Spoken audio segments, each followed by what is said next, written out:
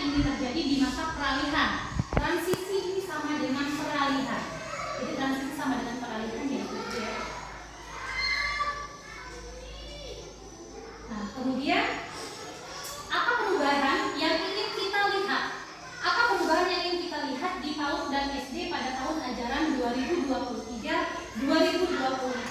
Ini adalah wacana yang sudah dibuat oleh Kemendikbudristek yang akan kita terapkan terkait kurikulum Merdeka. PBDB penerimaan peserta didik baru untuk SD tidak boleh melakukan calistung. SD tidak boleh melakukan tes calistung ketika ada siswa baru yang ingin masuk ke sekolah dasar. Kemudian di 2 minggu pertama pada tahun ajaran baru, apa sih yang harus dilakukan baik dari jenjang PAUD maupun dari jenjang SD? Berikut ini adalah masa perkenalan anak baik di jenjang PAUD dengan di jenjang SD itu sama Ibu. Masa perkenalan anak serta orang tua dengan lingkungan belajarnya agar dapat merasa nyaman dan dalam berkegiatan. Anak ketika dia masuk ke dalam sekolah, hal pertama yang harus dilakukan gurunya adalah membuat anak merasa nyaman agar anak tersebut dapat betah bersekolah di sekolah. Kemudian masa perkenalan, apa yang terjadi di masa perkenalan? Sekolah dengan anak melalui kegiatan pembelajaran bertujuan untuk mendapatkan potret capaian siswa melalui asesmen awal. Asesmen awal ini disebut dengan asesmen diagnostik dan digunakan sebagai basis perancangan kegiatan pembelajaran selanjutnya. Jadi tugas awal guru adalah membuat asesmen diagnostik. Tugas guru kelas 1, guru kelas awal ketika PPDB, hal pertama adalah melakukan asesmen diagnostik. Kemudian seperti apa pelaksanaan pembelajarannya di jenjang PAUD dan SD ini? Memilih kegiatan pembelajaran yang memberikan pengalaman menyenangkan dan membangun kemampuan fondasi. Kemampuan fondasi ini seharusnya sudah terbentuk ketika si anak ada di jenjang PAUD atau jenjang TK. Melaksanakan kegiatan asesmen di kelas dengan teknik yang menguatkan sikap terhadap belajar yang positif. Teknik yang digunakan tidak berupa tes lisan dan tes tertulis. Jadi ibu-ibu, banyak hal yang bersifat positif yang dapat kita terapkan ketika PPDB akan berlangsung di tahun pelajaran 2023-2024. Ketika siswa ingin masuk SD, tidak perlu melakukan tes calistung. Buat anak nyaman dulu bersekolah. Buat anak nyaman dulu datang ke sekolah. Jadi anak itu datang ke sekolah tanpa beban di dalam hatinya. Kemudian guru PAUD dan guru SD mampu menyusup informasi mengenai perkembangan anak yang penting untuk diketahui oleh orang tua atau wali murid. Kemudian selanjutnya adalah apa sih yang dimaksud dengan konsep kesiapan bersekolah pada masa transisi PAUD SD? Ibu-ibu, ini ada gambar nih. Ini ada sekolah PAUD, kemudian ini ada sebuah jembatan, dan ini adalah sekolah SD kelas awal. Jadi transisi itu ibarat jembatan ini. Anak-anak yang sebelumnya ada di sekolah PAUD ini dalam kategori siap sekolah, kondisi di mana anak memiliki kemampuan fondasi sebagai pembelajar sepanjang hayat. Guru harus bisa menanamkan ini, pembelajar sepanjang hayat, jiwa pembelajar sepanjang hayat kepada siswanya. Kemudian jembatan ini adalah transisi. Transisi itu adalah masa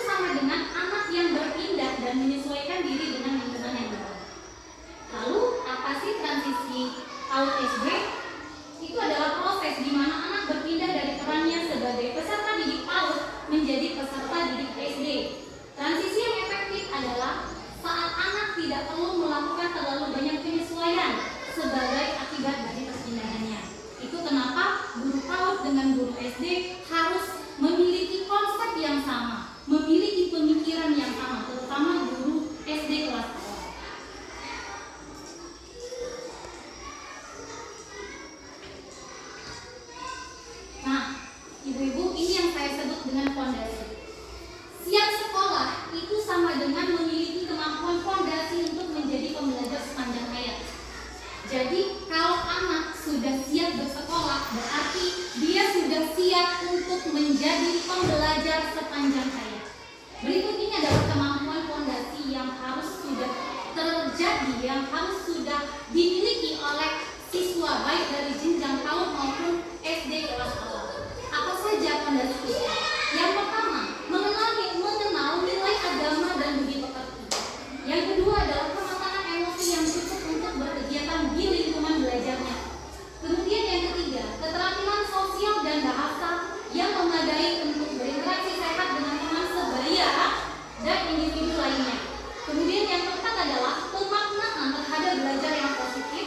Yang kelima, pengembangan keterampilan motorik dan perawatan diri yang memadai untuk dapat berpartisipasi di lingkungan sekolah secara mandiri.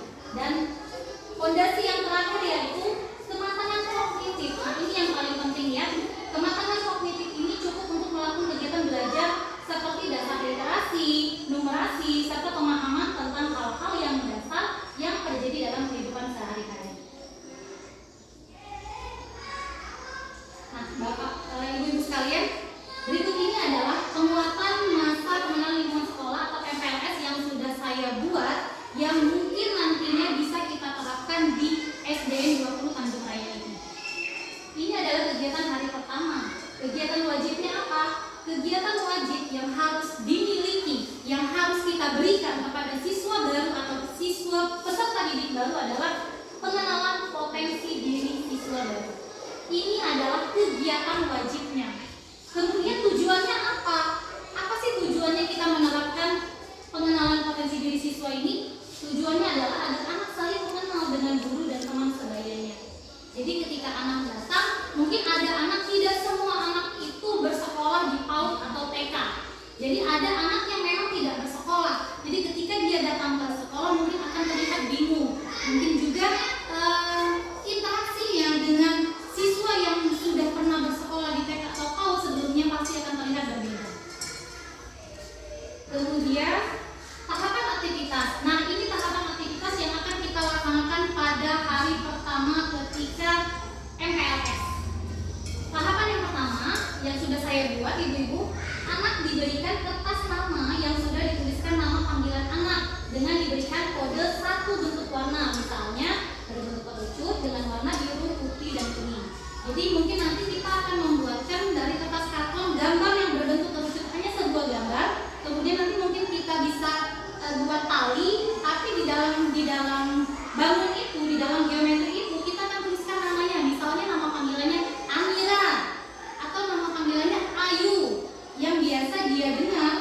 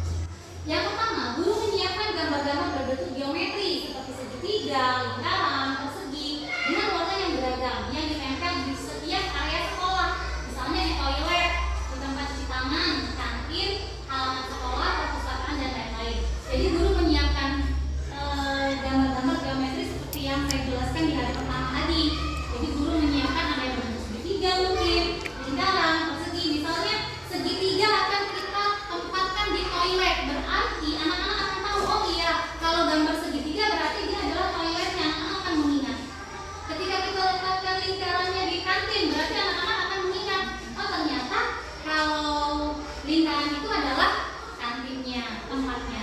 Kemudian kita akan membuat bentuk persegi. Bentuk persegi akan kita letakkan di mana? Misalnya di tempat cuci tangan. Sekolah kita ini memiliki beberapa tempat cuci tangan, tapi peserta didik baru belum tentu tahu ada berapa sih tempat cuci tangan yang tersedia di sekolah kita. Nah, kemudian kegiatan yang kedua apa aktivitasnya? Guru kemudian menginstruksikan anak untuk berkumpul di area dengan kode, bentuk, dan warna. Misalnya, bentuk segitiga biru ditempelkan di tempat cuci tangan. Sambil anak mencari area tersebut dan berkumpul, guru akan menjelaskan fungsi area tersebut dan cara menggunakannya. Contohnya area tempat cuci tangan. Guru menjelaskan cara, manfaat, dan mengajak anak berbaris untuk mencuci tangan secara bergantian. Begitu pula dengan area fasilitas lainnya.